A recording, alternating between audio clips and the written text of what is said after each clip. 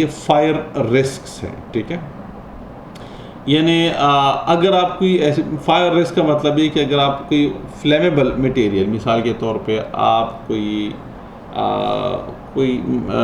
चूल्हा है मिसाल के तौर पे, और चूल्हे के पास से कोई तार जा रही है जिसमें से करंट होता है, और चूल्हे के पास से हैं, तो चूल्हा चूँकि जल रहा होता है, बाज़ औक़ात शोले होते हैं वो तार के पास पहुंच जाती हैं और उसके जो इंसुलेशन से उसको डैमेज कर देता है, वो गर्म हो जाता है, और गर्म होने की वजह से तार जब गर्म होती है तो उस पर आग लग जाती है, ठीक है। तो एक तो ये चीज़ आपने नहीं करनी, ठीक है। सेकंड वाला, use the correct fuse in the appliances और प्लग, यानी जो आप अप्लायंसेस और प्लग वगैरह यूज़ कर रहे होते हैं तो उसके अंदर एक आपने क्या करना है, एक करेक्ट फ्यूज़ यूज़ करना है। अच्छा, ये करेक्ट फ्यूज़ आपको आगे इसी टॉपिक के अंदर ही आज ही आपको समझ आ जाएगा कि करेक्ट फ्यूज़ का मतलब क्या है। मैं आपको एक चीज़ समझाता हूँ। मिसाल के तौर पे आपके पास एक आपका फ्रिज है और इसके अंदर 3 एम्पेयर करंट जा रहा है, मैं एक सपोज़ के तौर पे बता रहा हूँ। अगर 3 एम्पेयर करंट जा रहा है तो आप 3 एम्पेयर का आप स्विच लगा दें उसके लिए। अगर 3 एम्पेयर से करंट ज़्यादा हो जाएगा तो वो जो फ्यूज़ है वो उड़ जाएगा और इस तरह से फ्रिज को करंट जाना बंद हो जाएगा। अगर आप उस क्या कर नहीं लगाएंगे तो अगर करंट ज़्यादा हो जाता है तो उससे क्या होगा कि वो तार गर्म हो के तार हीटअप हो जाएगा और तार के अंदर आग लग जाएगी या फिर आपका फ्रिज उड़ जाएगा, ठीक है। तो अब अगर आप 3 एम्पेयर, चूँकि उस फ्रिज को 3 एम्पेयर का करंट चाहिए और आपने 3 एम्पेयर का फ्यूज़ लगाया हुआ है, तो उससे 3 एम्पेयर से जैसे करंट ऊपर चला जाएगा तो जो फ्यूज़ है वो उड़ जाएगा, ठीक है। उड़ जाएगा तो ज़ाहिर है करंट खुद ब खुद बंद हो जाएगा, ना तो फिर तार हीटअप होगी ना आपका फ्रिज उड़ेगा, ठीक है। तो ये एक चीज़ जो इसमें लिखा हुआ कि use the correct fuse in the appliances और प्लग, तो ये चीज़। Do not attach to many appliances to circuit where extension lead और सिंगल इन मल्टीपल सॉकेट्स हैं।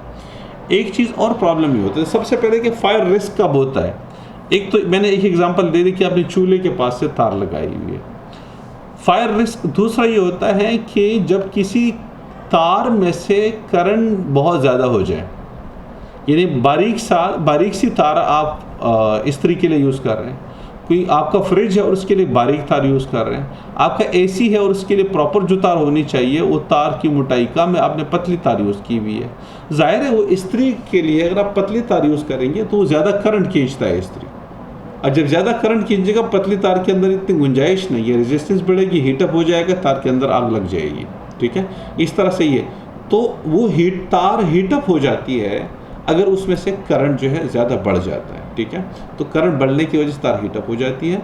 तो ये एक तो मतलब जो चूल्हा किसी फ्लेमेबल सब्सटेंस है जिसके पास आपने कोई तार लगाई हुई है, ठीक है, या आप ऐसा करते हैं कि कोई ऐसा हैवी इलेक्ट्रिक अप्लायंस है उसके लिए आप बारीक तार यूज़ कर रहे होते हैं, और बहुत सारे रीज़न्स हो सकती हैं। दीवारें गर्म हो जाती हैं बाज़ औक़ात, और दीवारें गर्म होने के इसके अंदर तारें वो गर्म हो जाती हैं, तो बहुत सारे रीज़न्स हैं। तो एक तो सबसे पहले इस चीज़ फायर रिस्क है, यानी जो आग लगती है शॉर्ट सर्किट्स की वजह से। अच्छा, एक और रीज़न जो है फायर रिस्क की शॉर्ट सर्किट भी है कि कोई दो लाइव और अर्थ जो है दोनों आपस में लाइव और न्यूट्रल दोनों आपस में मिल गए और एक धमाका हो जाता है, उससे आग लगती है। तो बहुत सारे रीजंस हैं। तो एक उसके लिए इन चीज़ों से फायर रिस्क से बचने के लिए आपने एक तो use the correct fuse in appliance और प्लग है। Do not attach to many appliances to a circuit. अब तार जब हीटअप हो जाती हैं बिकॉज ऑफ द करंट, जब ज़्यादा करंट होता है, अब आपने एक एक्सटेंशन लगाई हुई है, आपने बोर्ड में एक एक्सटेंशन स्विच लगा दिया और उस एक्सटेंशन से आपने मोबाइल को भी चार्ज कर रहे हो, उससे आपने इस्त्री भी लगाई हुई है, उस एक्सटेंशन से आपने फ्रिज का स्विच भी डाला हुआ है, उसी एक्सटेंशन से आपने टीवी भी लगाई हुई है। अब आप खुद सोचें कि इतनी हैवी चीज़ें अब अगर आप एक एक्सटेंशन से लगाएंगे और उधर मेन जो स्विच है उसमें आप एक ही तार निकल रही है उसमें से, है ना। एक्सटेंशन तो एक ही तार होती है ना, सिंगल तार होती है, और बोर्ड में एक ही प्लग होता है जिसके अंदर आप ये डाल देते हैं, स्विच डाल देते हैं, ठीक है।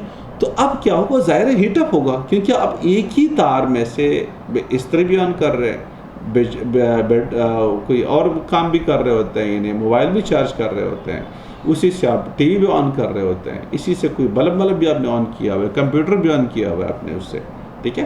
तो इतनी सारी चीज़ें जब आप करेंगे तो तार ज़ाहिर हीटअप होगी। इतना सारा करंट जब आएगा तार में से तो तार हीटअप होगा।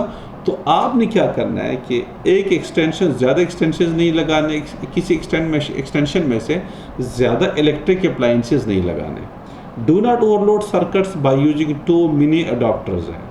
बहुत सारे अडॉप्टर जब आप लगाएंगे बहुत सारे, तो वो भी सर्किट को ओवरलोड कर देता है, तो उससे भी ख़तरा हो सकता है।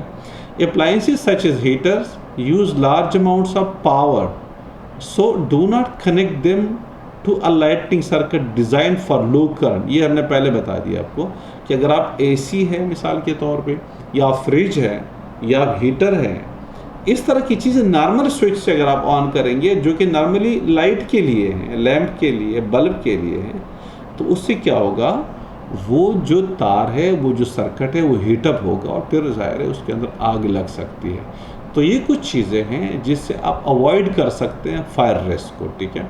फायर रिस्क ये बच सकते हैं आप उस चीज़ से, ठीक है। तो एक तो हमारे पास ये वाली चीज़ें हैं। अब कहते हैं the factor leading to fire और electric shock can be summarise. अब देखिए जो फैक्टर्स फायर रिस्क प्रोड्यूस कर सकता है वो क्या है, डैमेज इंसुलेशन है नंबर 1 चीज़ है, जिससे आपको क्या होगा, इलेक्ट्रिक शॉक से फायर रिस्क हो सकता है। डैमेज इंसुलेशन से आपको करंट लग सकता है, आग लग सकती है उससे। ओवर हीटेड केबल से आग लगती है।